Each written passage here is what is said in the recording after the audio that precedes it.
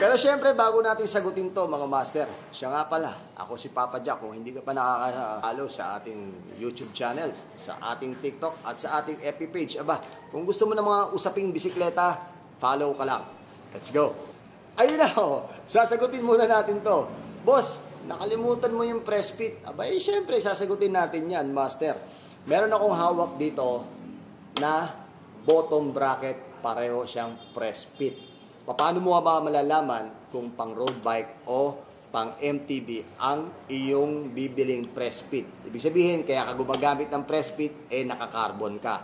Kasi usually, ang mga carbon, yung iba, may mga thread, pero karaniwan sa mga road bike na naka-carbon, wala siyang thread pagdating sa BB shell niya. Kaya gumagamit ng press fit. Okay?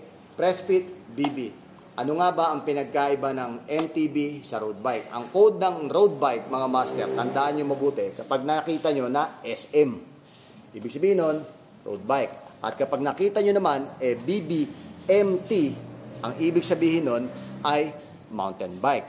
Paano nga ba ikinakabit?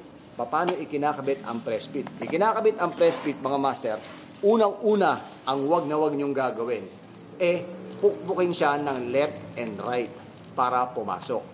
Delikado yun, unang-una, sa inyong frame kung kayo ay naka-carbon.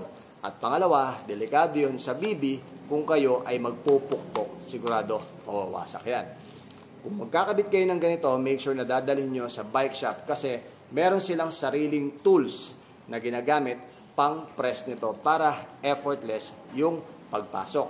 Kung meron kayong ganito at gusto nyo ipakabit, punta lang kayo dito sa Roosevelt Bicycle Center sa 117 Roosevelt Avenue, Quezon City.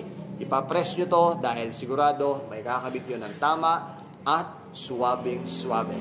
Maraming salamat mga master!